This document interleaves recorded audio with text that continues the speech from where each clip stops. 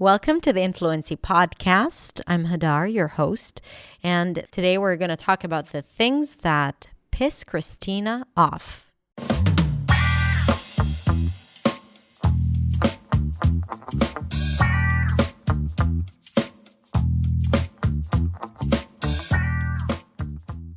Hey everyone, thank you so much for tuning in for another episode. You're probably wondering, who is Christina and why is she pissed off? And why do I need to know about this? Well, because it's fun and also it is going to be relevant to you if you've ever consumed content online. And I assume you have, because otherwise you wouldn't be here. And I mean, the act of you listening to this right now means that you are consuming content online because let's face it, we're online right now. Christina is a pronunciation coach on my team, and she's also the head of our content department, which means that she is very much exposed to a lot of content that is out there. Thinking of what works, what doesn't work, what we need to create, what our students would benefit from, and doing that, and also me being very passionate about creating content. That's what I love doing. We often dive into really interesting conversations about content and ethics and our students and content creators and teachers, native speakers, non-native speakers. And some of these conversations are really passionate conversations. Some of them are not really conversations, but just audio messages on our Slack channel. We just go back and forth recording what we think about things that are happening with us or with, other things we see online. And it's a lot of fun. And we thought, maybe people would be interested to hear these conversations. So we decided to bring it here and to talk about the things that bother us and we think could be better in the space we work in. So I think you are going to enjoy this conversation. And of course, I would love to hear what you think as well. So, whether you agree with us or not. So feel free to send me a DM at hadar.accentsway or send me an email if you are subscribed to our newsletter. If you are not, what are you waiting for? Don't you want to get our weekly content into your inbox so you don't have to work that hard to find useful content to improve? You can sign up for my newsletter. I'm going to add a link in the description below, or just go to hadarshemesh.com and you'll find many ways to subscribe to my newsletter. All right, so let's not wait any longer and let's talk to Christina.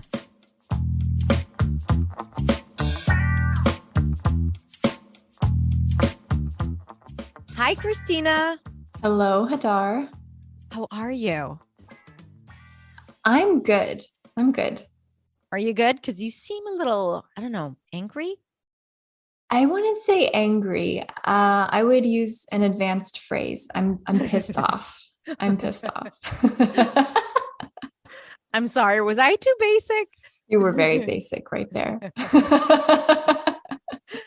All right. Tell me more. What are you pissed off about? Yeah, I'm pissed off because I feel like there's been a lot of things happening in the English language learning sphere on social media and YouTube. And I think it's important we talk about it. I think we're going to talk about it. We're going to list all the things that piss you off, and I'm going to comment on those things.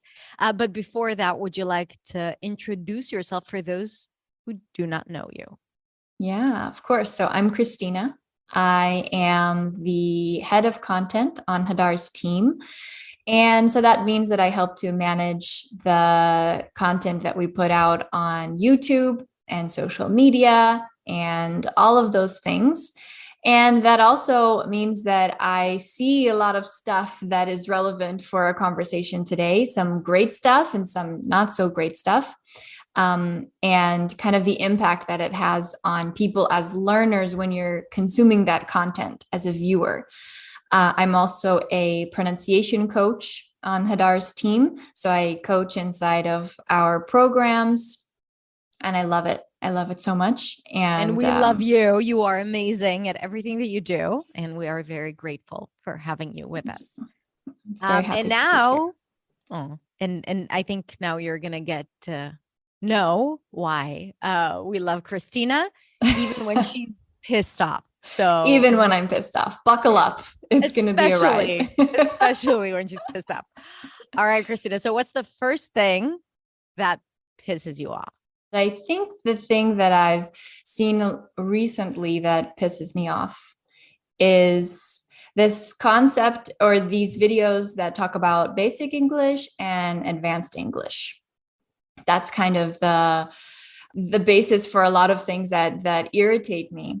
By the way, like, I don't remember it being a thing like a year ago, right? It's a trend. Yeah. It's a recent trend, isn't it? Yeah, I think so. I think that it started definitely with some YouTube videos that got a lot of traction, maybe from like, oh, stop saying this, say this instead, which was a way to give you different vocabulary, which is great. Like, who doesn't want to increase their vocabulary? That's awesome.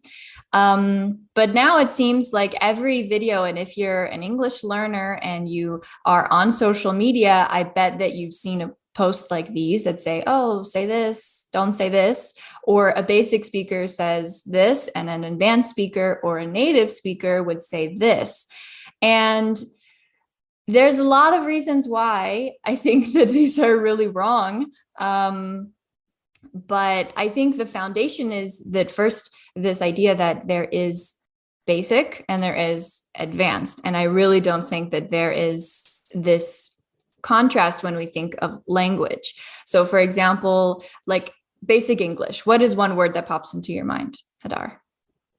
Simple, limited, stupid.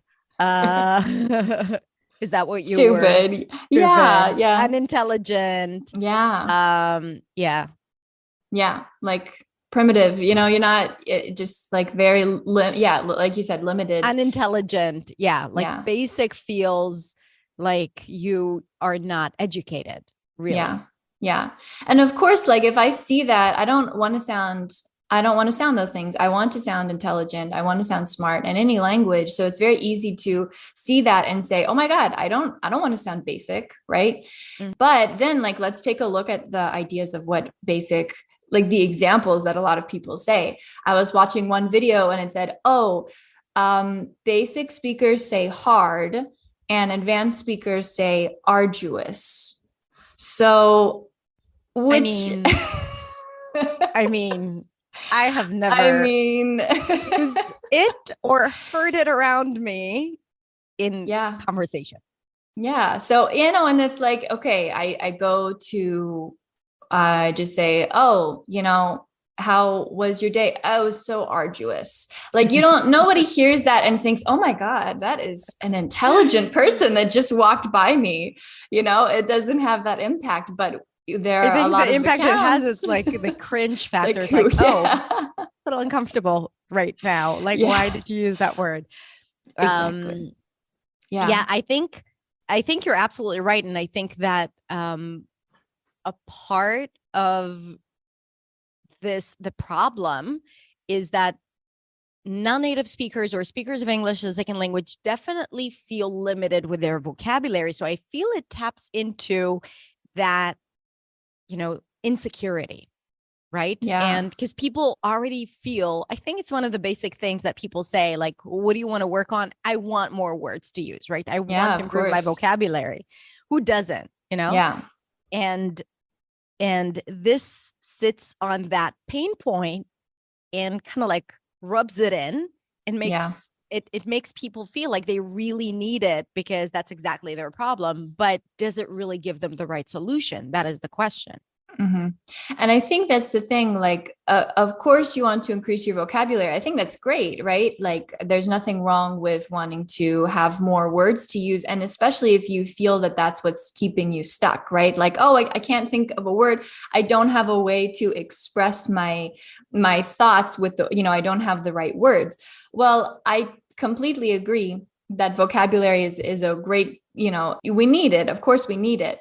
But if watching a video, a 30-second video giving you these ideas, first, it isn't really the best way to learn because a lot of these are out of context. And I can't have like a perfect match. So for example, don't say good, say magnificent. I can't use that all the time. It would be weird if I said, oh yeah, it was a magnificent day. It just seems How odd. are you So, doing?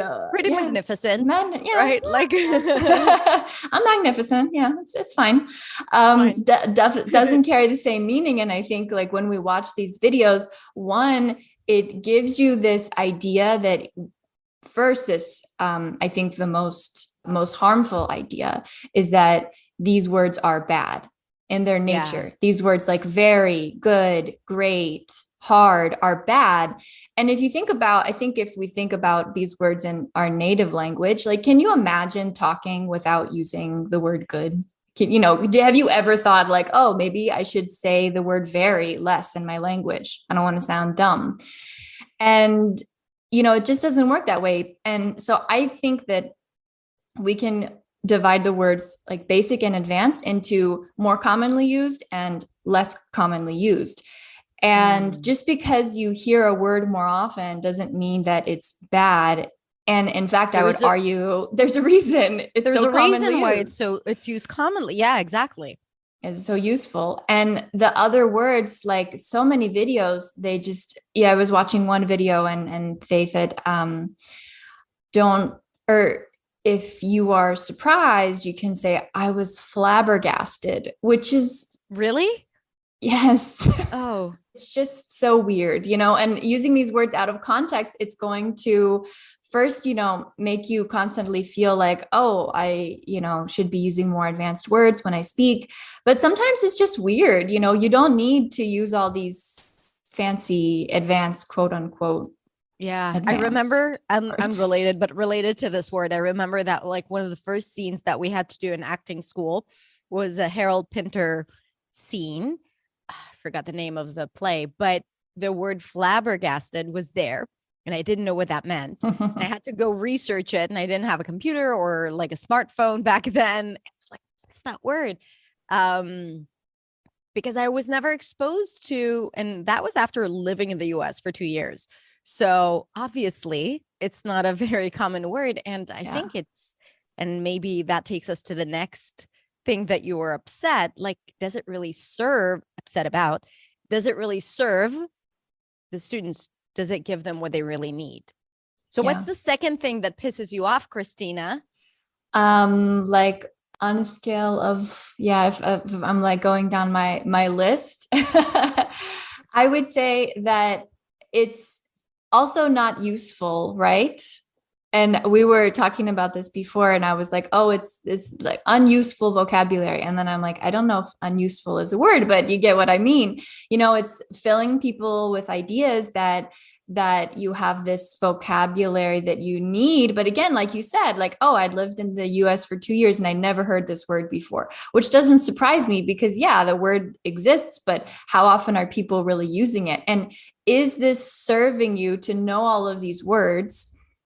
Or is it just creating a gap between what you know and what you think you should know? And what is this doing? It's like making you feel forever a student, forever like you're never going to have enough vocabulary. Exactly. Like, and I think, and not only that, it suggests that you need to start using it more. So knowing it is one thing, right? But the messaging is not, here is a word that you need to familiarize yourself with. That's great. Like, fine. But to make a point of stop using this and instead use that, I think that, and this is a word that you used, is misleading. Yeah. Because it's really like not what English is about. It's interesting. A while back, I read a book about TED Talks from the creator of TED. And he said there's something that was really interesting. He said that when you work on your talk, make sure you use a language that a first grader would understand, because people wanted to be direct, at eye level, and very communicative.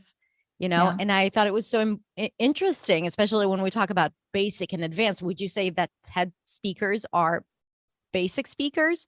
Yeah. Absolutely not. Yet they do tend to speak in a very direct level that like everyone would feel comfortable with. Yeah. And I think it's true as well that there are so many words that even native speakers, maybe it's just me, but no, I know it's more, listen to. Like, I cannot tell you, if I'm watching a movie or I'm reading a book, there are so many words that I don't actually know. Like, if you stopped and asked me, hey, define this, I would have no idea. And I just go on because it doesn't impact me, because I say, am I going to use this word? Is this a word that I have heard before?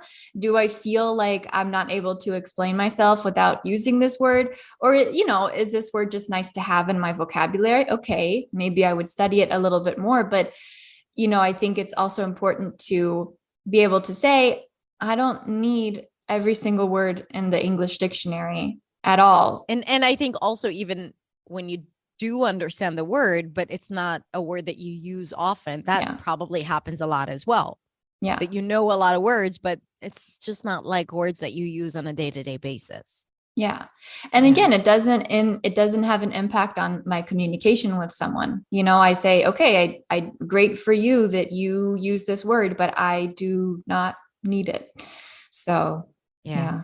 This kind of sparked this whole discussion because I was talking to a student and they were telling me that they were talking to me and they said, I would really appreciate it if you could tell me if I sound basic.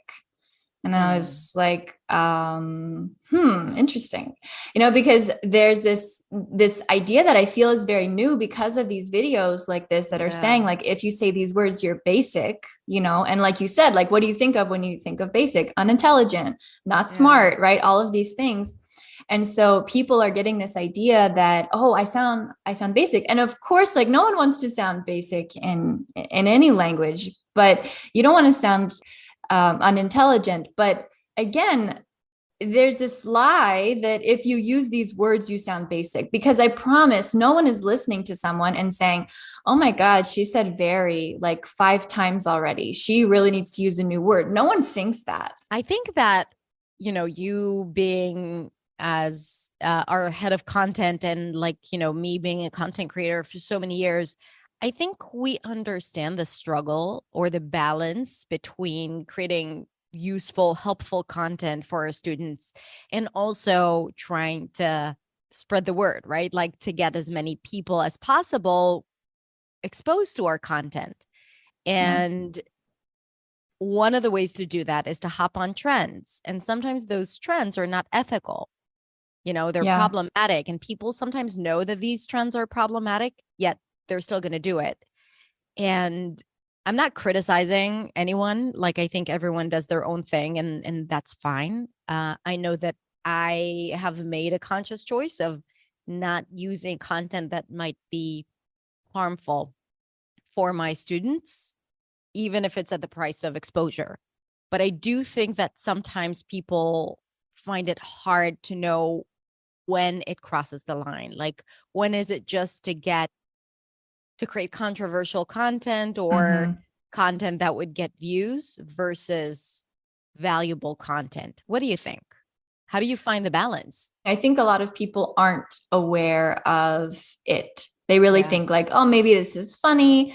Maybe this is useful. They really don't know the impact that it has. So I think that there are quite a few people that don't really understand that impact.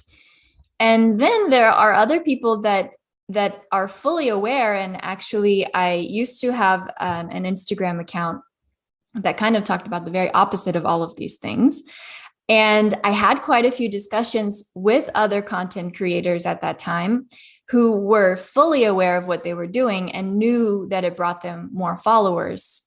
And what this does is it creates this feeling of need for your students to follow you because they feel like they have a deficit. They feel like something is missing, right? And you're going to provide what's missing to them.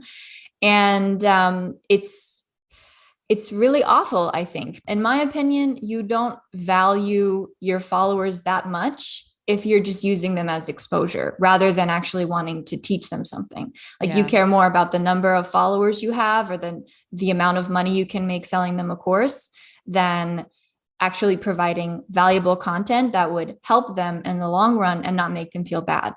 Yeah, exactly. Content that would make them feel good and like Yeah. everything's possible. And I think that negativity sells. We know Yeah. that when people feel like, when you again tap into people's pain points and biggest fears, feeling not enough, like they don't have what it takes, then they would gravitate towards that because that is how the brain works. It's like looking for validation of the things that we believe in, right? It's Yeah. just like it's physiological, and But mhm. what's so funny about that too is that you had asked a question on Instagram, what kind of YouTube videos do you want to stop seeing? And so many people said, I want to stop seeing these videos that say stop saying, or a native speaker would say this, or don't say this, say that. And it's so interesting that a lot of people are like they're fed up, they're Yeah. tired of Yeah. of these messages, but still they're doing really well. So it's interesting that on one hand, many people are sick of it, and on the other hand, many people want more, and it's doing really well, so people keep making content like that. I'll tell you what that is. I think why that is. I think it's also, it goes back to the illusion of learning that we always talk about. It's the feeling like I've learned something Yeah. in a very short amount of time. Yeah. And it gives you this fake feeling like you've done something about your English today, watching a 7-second video. And then you think, okay, now I know these great words and I'm not going to sound basic yet.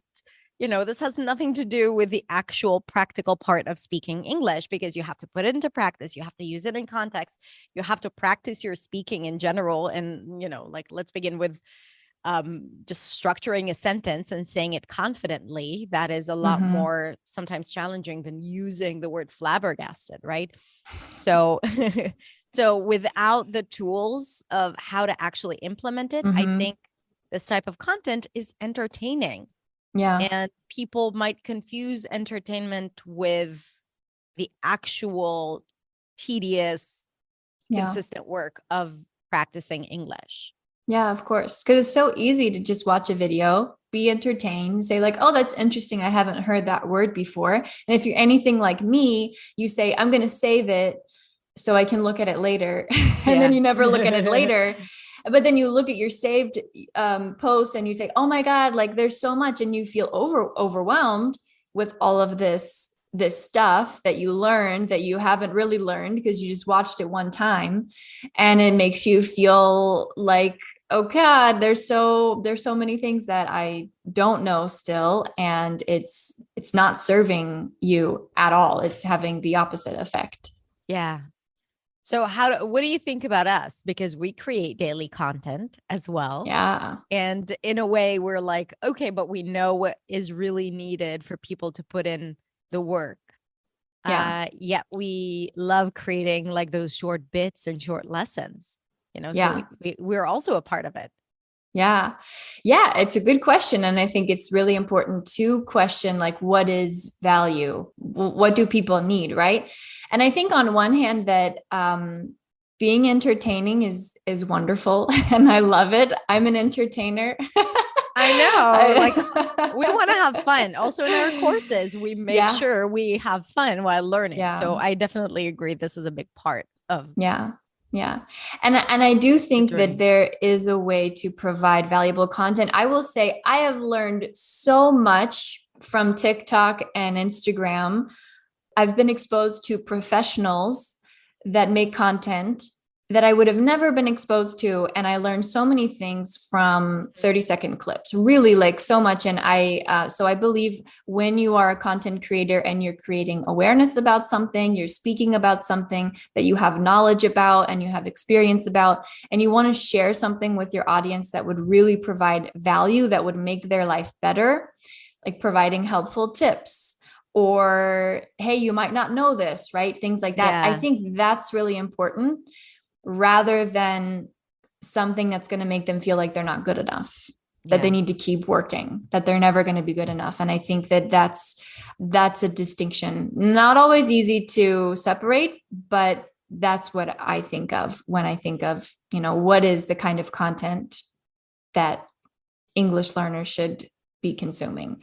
And I don't think it's content that ever makes you feel like less than enough, that makes you feel not good enough, that makes you feel overwhelmed, that makes you feel like you're always going to be a student, that makes you feel dumb, that makes you feel negative, that makes you feel unintelligent, all of those, and all of the advanced words for dumb that I don't know, because apparently I'm not an advanced speaker either.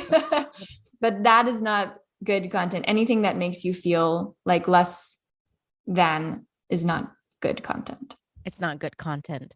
And I think this is the responsibility that we have in this day and age as content consumers, because we cannot control the content that is thrown at us. And that's the thing. We are overwhelmed with content. So we have to be very particular about the type of content we consume and what we benefit from it.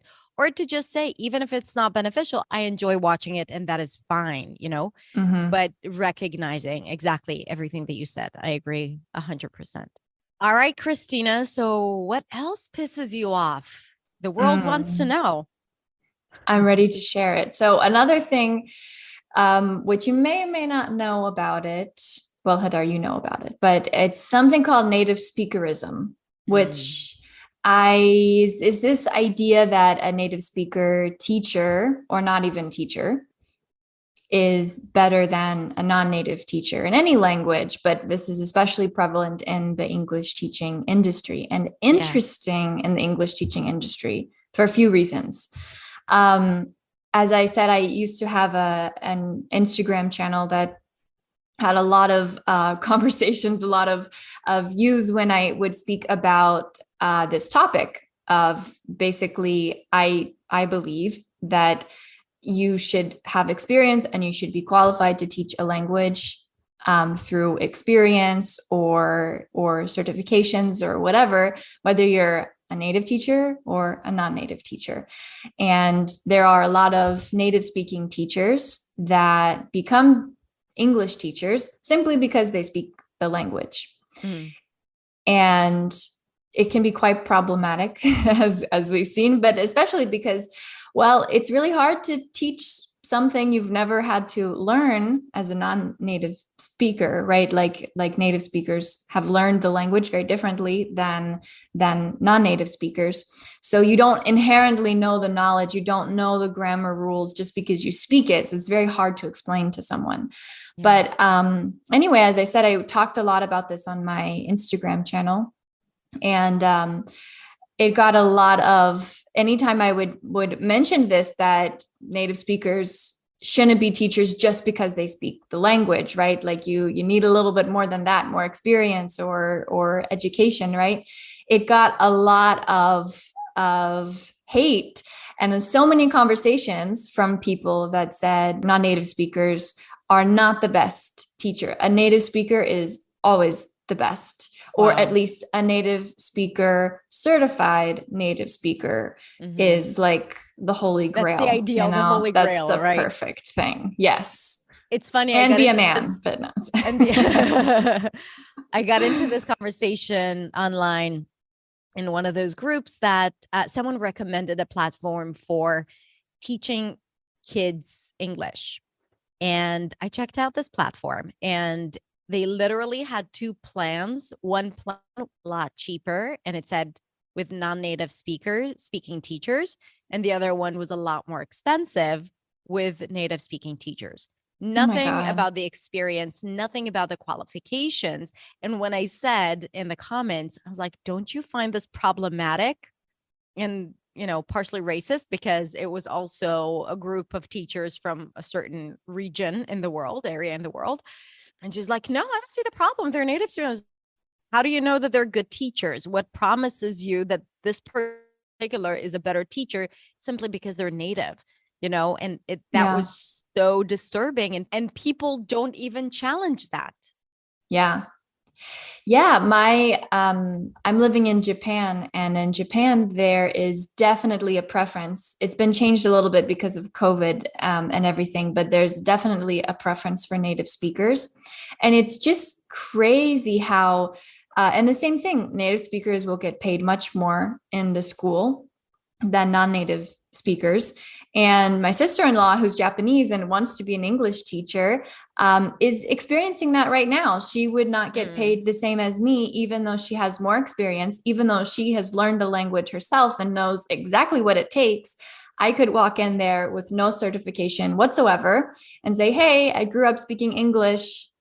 I can teach. And it's just really mind boggling. And actually, many people don't challenge that. They just say, you speak the language, you can teach the language. And it's not true at all, because I didn't know anything. And everything I learned came from non-native teachers like you and Yelena and other non-native teachers.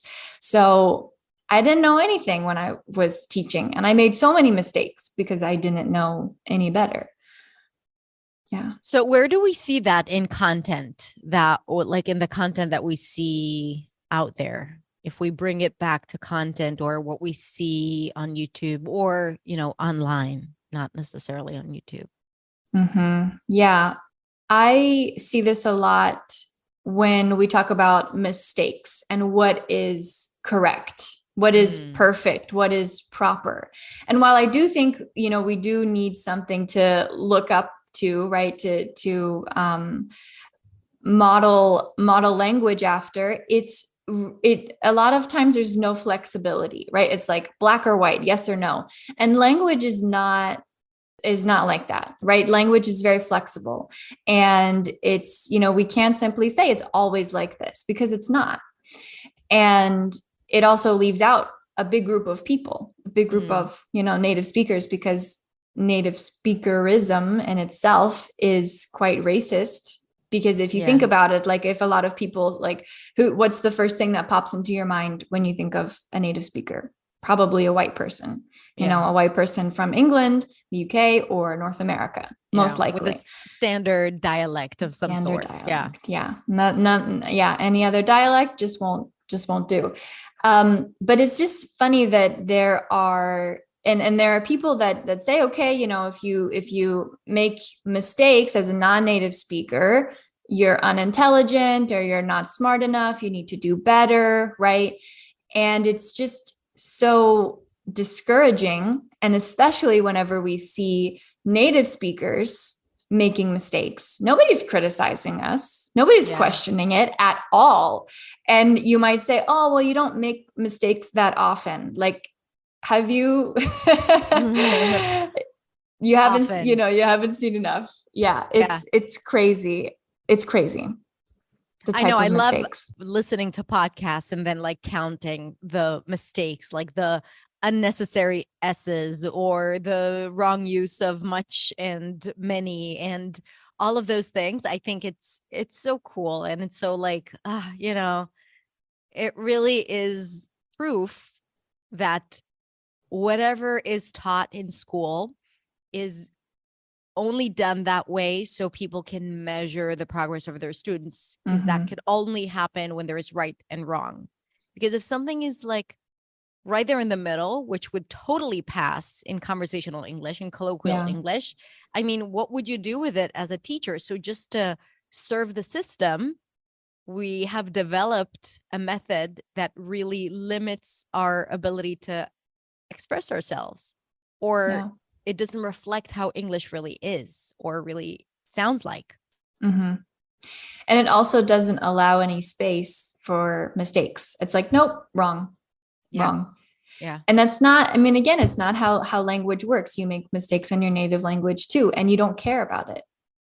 And I think that that's really important too, is that, this idea of trying to be perfect in English, not making mistakes, pronouncing things, the way they should be pronounced. But you're not that hard on yourself in your native language, not at all. But when it comes to English, you can be so much more critical of yourself. So I think that that's really important to remember.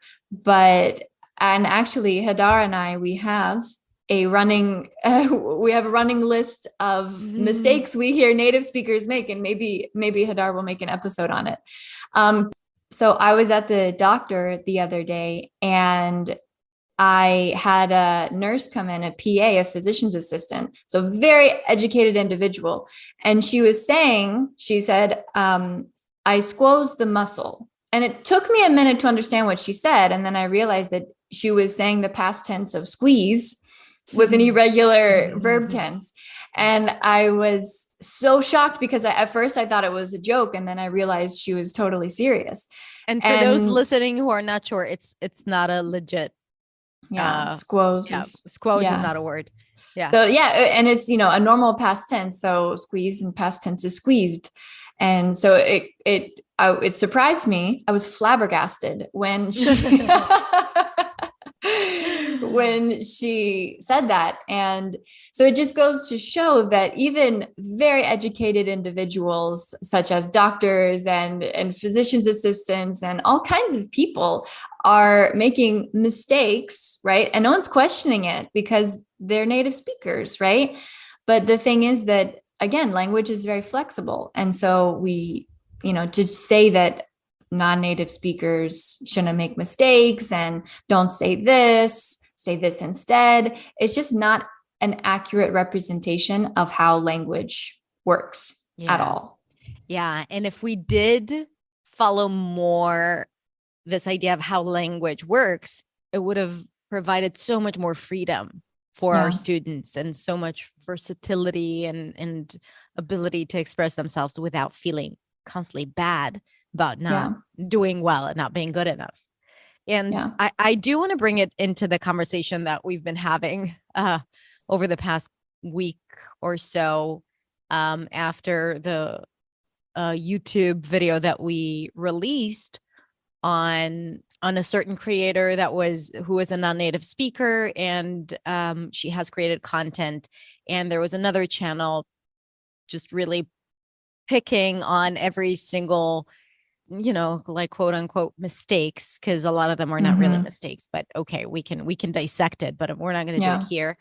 And at first we called them out. Like we said, this is wrong because it really delivers the message of mistakes are bad and, and so on and so forth. We're going to link to that video in the description. But what was interesting was to see the conversation that was happening below the video. At first, we got a lot of support and a lot of people saying, you're right. And then we started getting a lot of comments from people saying, yes, but she's not qualified, and really angry comments about the fact that someone dared to create an educational video and not pronounce things perfectly. And I think that if you break it down and break down all the mistakes, you'll see that a lot of them were not like intentional teaching, and there are like a few ways to interpret them. And even some things were mistakes. I think the appalled response, people were like, they would put her in jail if they could. Yeah. That emotional response to the fact that someone made mistakes was shocking to me. Like I did not expect that. Yeah. I think it's funny too, because people are very quick to judge and question mistakes by non-native speakers. Very quick.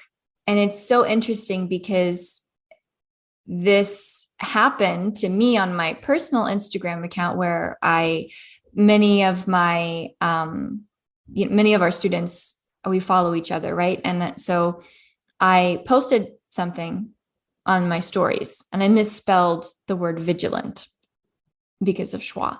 And I misspelled the word. Is that an advanced word, Christina? Maybe. I think it is. So vigilant. Yes, to be very protective of something, I think. So I spelled the word vigilant, right? And then I had a feeling, it didn't autocorrect, it didn't say it was wrong, but I had this feeling like later after I posted it, like maybe that wasn't the right spelling, right? And I just forgot about it. One, because as a native speaker, you have that privilege, right? You Yeah. have that privilege of no one really judging you if it's like, yeah, you made a typo, right? Yeah. And An then experience that I cannot have, right? I exactly, make because typos all the time. In the first few how many years, I people, would, oh my God. Yeah. I would feel and how many horrible. people are so quick to point out that mistake too, Oh, you know? yeah. Yeah. And so the next day this happened, like I posted that, and then the next day nothing. And then I posted on my stories and I was like, oh, I can't believe because I realized I Googled the word later and I realized I misspelled it. I said, I can't believe nobody corrected me. And then I had several people, our former students, write me and they said, actually, I saw it and I started having a doubt. Like, I think you had misspelled it. But then I thought, like, no, she would never misspell anything. She's a coach. She's a native speaker. She knows what she's talking about. So not only did they not correct me, which of course is fine, that's polite, but they started doubting themselves that they knew what they were talking about, even though they were correct. And so it's so funny how like a native speaker could get away with confusing your and there and there, right? In spelling all the time and making so many mistakes. But when a non-native speaker does it, people are so quick to point out all of the mistakes. And I even see this for non-native speakers who are content creators, not in English, just doing random things. People are quick to criticize, like, oh, you used the wrong preposition. Oh, you shouldn't say how it's like, say what it's like. And they're not asking for your English advice, but there's so much more criticism for non-native speakers than native speakers. Yeah, even though I've heard from so many creators who are not English teachers, who are non-native speakers, how much crap they get on their pronunciation. They're teaching professional videos or whatever. And then, the people comment on their English, and that entitlement, or that like being like patronizing the other person, saying, oh, you don't know enough, despite the fact that they're sharing their knowledge and they're doing it in a second language. It's like they don't see it. And I think it's so important to come with more compassion and more understanding that there is no right and wrong. It's not black and white when it comes to English. And if you like someone, then, it's fine, and enjoy what they do have to provide, like with the content they do provide you with. And if you don't like something, you can always unsubscribe. It's a free content platform, right? People are so angry. Like, this is not possible. People cannot teach wrong. It's like, it's free. It's your choice to subscribe to it or not. And then do whatever makes sense to you, going back to, but make sure you follow something, or that you follow the content that makes you feel good and actually provides you with value that you can quantify. You can kind of like measure the progress that you are having with, certain content creator. And even when it comes to, not liking someone because you think that they're teaching things incorrectly, again, it's a free world. You can do what you want. But I've seen many native speakers teach things about pronunciation incorrectly. So wrong. So I know you have, but like, oh my God. So wrong. Like, just coming up with things just because they think that's what is happening. Like, no idea whatsoever. Yet people are not questioning them, not to the same degree, right? Like, they are not at all attacking them for not knowing something like they would a non-native speaker. So it's really crazy how a native speaker can really say whatever they want. And people will just assume that it's true. Yeah, exactly. All right. So, Christina, what makes you happy? Oh gosh. I'm happy when our students or anyone in our audience says that they feel so much better about their English after doing our courses like New Sound or watching videos. That really makes my heart happy to see those messages that say, for so long, I was always told that my English was never good enough, or I always felt so bad about my English. And now I finally feel like I'm good enough, and I feel like I can do this, and that English is mine. And I love that. That's what makes me happy. Yeah. I think that that is what gets us going. And, Yeah. and that's why we keep doing what we do. Yeah, it just reminded me of this story of one of our students who posted a video inside of one of our programs. And she said, I've been learning English for 12 years and I wasn't able to speak. Like I wasn't able to utter one sentence. And now it's been 3 months and I'm making all these videos and talking. It's just like that permission and that belief that she can do it, and how to her being able to bring everything together. I think that is probably one of the most rewarding things. Yeah. All right, Christina. So what do you intend to do to change all the things that piss you off? What do we intend to do? Oh, so many. I think it's important to keep talking about it. I think it's important to speak up when you see something you don't agree with, even if you think it's insignificant, even if you think it's small. I think if we speak up about what we think is harmful, it's important. I think as a native speaker, I have a very big responsibility to educate other native speakers about a lot of things. We have a long ways to go, but I'm working on it. And also to let other people know that there is no distinction between a non-native teacher and native teacher. Just a good teacher with experience that cares and believes in their message, and bad teachers that who don't. And I just continuing to work in our communities, like the Influency community and our program New Sound, to continue working on this message, because I think it's so important that everyone finds that freedom in English that you might have been looking for a really long time. Yeah. I love it. All right, Christina, thank you so much for sharing with us your thoughts about all these things today. I really enjoy the conversation. And if you have any thoughts, anyone watching or listening, then come and share them with us, either on our website or YouTube or Instagram at hadar.accentsway. Thank you so much for being here, everyone. Thank you, Christina. Have a good day and see you next time. Bye.